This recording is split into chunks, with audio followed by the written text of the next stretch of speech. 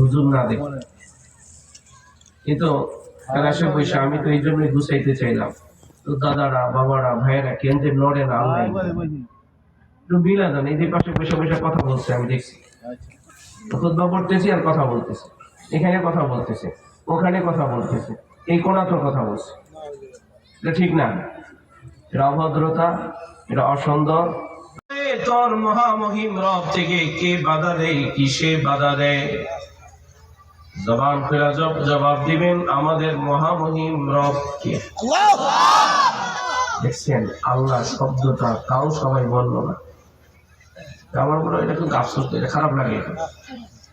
মিছিলে গেলে আওয়াজ দেয়, আল্লাহর নাম বললে আওয়াজ দেয় না। আমার একটু বললেন মিছিল করতে যায় যদি কেউ মারা যায় জান্নাতি না জাহান্নামী? আমি কইতাম না, এটা আপনারাই কইলেন। কিন্তু আমি বলবো কোন ব্যক্তি আল্লাহ বলে মারা যায়, নবী বলেন জান্নাতি। পত্রিকার খবর হলো মিছিল করতে যায় গলা ভাঙে, মিছিল করতে যায় কণ্ঠ দিয়া রক্ত বের হয়, মিছিল করে হাসপাতালের বেডে কাতরায়, মিছিল করতে যায় হার্ট অ্যাটাক করে মারা যায়। 3 বছরে কোনো রেকর্ড আছে যে আপনার জন্য আল্লাহর নাম কয়ে আর কেউ হার্ট অ্যাটাক করছে? মিছিলের পত্রিকার খবর আছে। তো কণ্ঠে আওয়াজ দিয়া বলেন আমাদের মহামহিম রব কে? আমাদের রব আল্লাহ থেকে আমাদেরকে দূরে সরাইবার জন্য শত্রু আছে কি নাই? বলেন শত্রুর নাম কি? কেউ শয়তান কয়, কেউ ইবলিস কয়, আবার কেউ চুপ করে বসে থাকে। যারা বলেন এদের কি বন্ধু লাগে না? তাহলে বলেন না অমন শত্রুর নাম কি? আল্লাহ বলেন ইন্নাশ শাইতানা লাকুম আদুউন, নিশ্চয়ই শয়তান তোমাদের শত্রু। জবান খুলে বলেন শয়তান বন্ধু না শত্রু? আল্লাহ বলেন ফাত্তাখিযুহু আদুওয়া, শত্রুকে শত্রু হিসাবে গ্রহণ করো, বন্ধু হিসাবে নয়। শত্রুকে শত্রু হিসাবে গ্রহণ করবো নাকি বন্ধু হিসাবে? এই যে আমি আপনাদেরকে শুনাইলাম আল্লাহ তাআলার 2টা আয়াত, এই 2টা আয়াত যে আমি আপনাদেরকে শুনাইলাম, কিন্তু এখন আমি যেটা বলবো এটা আমার কথা।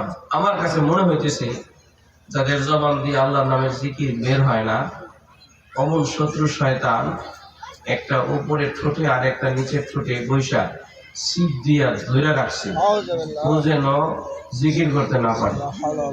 হ্যাঁ, এটাও বলি ঠিক? এটা কি ঠিক? এটা ঠিক করেন মিয়া, এটা ঠিক না।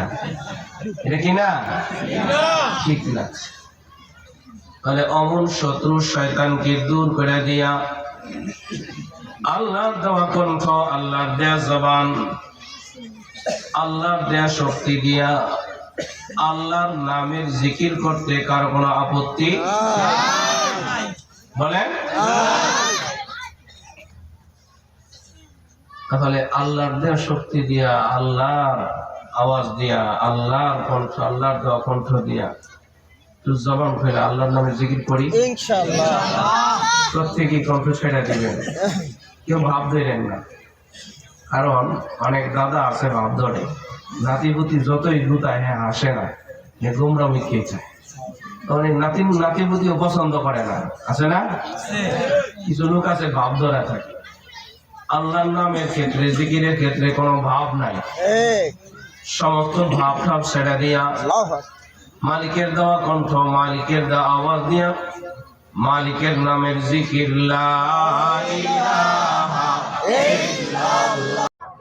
আপনি আপনার জীবনে যত ফরজ নামাজ পড়েছেন, ওয়াজিব নামাজ পড়েছেন, সুন্নাত আর নফল নামাজ পড়েছেন, ভবিষ্যতে যত নামাজ পড়বেন, প্রত্যেক নামাজের প্রত্যেক রাকাতে আলহামদুলিল্লাহ আছে কি নাই? বলেন আলহামদুলিল্লাহ গুরুত্ব আসেনি? এই যে আমি এখানে লেখা দেখলাম 3 বছর ধরে তাফসীরুল কোরআন মাহফিল, আমার আগে যিনি বসছেন তিনি আপনাদেরকে আলহামদুলিল্লাহ বলতে বলছেন কি বলেন নাই? তার আগে যিনি বসছেন তিনিও বলেছেন, গত বৎসর যিনারা বসেছিলেন তারাও বলেছেন, তার আগের বৎসর যারা বসেছেন তারাও বলেছেন। আপনার মসজিদের ইমাম সাহেব, খতিব সাহেব প্রত্যেক জুমাবারে জুমার খুতবার প্রারম্ভে আমাদেরকে আলহামদুলিল্লাহ বলতে বলেন কি বলেন না? তাহলে বোঝা যায় আলহামদুলিল্লাহর গুরুত্ব আছে। কেমন আছেন? বুঝে গেছে? কেমন আছেন? আমি বলতাম না, আমি কিন্তু কিছু পরপর টেস্ট করি। দেখুন আপনাদের সবক মুখস্থ করে যেতে হবে ইনশাআল্লাহ। তাহলে আমি আলোচনায় চলে যাই, যাব।